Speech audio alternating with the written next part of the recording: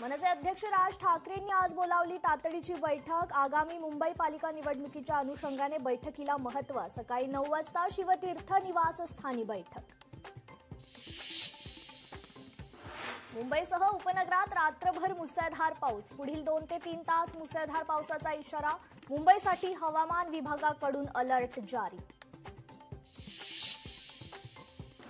राज्यातील शाळा आजपासून सुरू। विदर्भ वगळता इतर विभागांमधील शाळा सुरू। विद्यार्थ्यांचं होणार शाळांमध्ये स्वागत।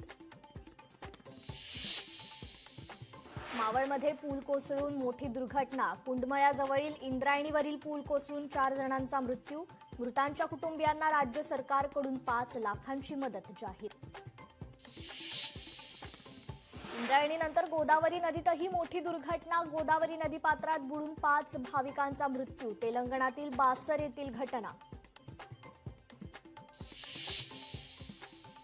इंद्रायणी गोदावरीनंतर रायगडमध्येही मोठी दुर्घटना। माथेरानच्या शॉर्लोट तलावात 3 पर्यटक बुडाले। 3ही पर्यटक नवी मुंबईतील असल्याची माहिती।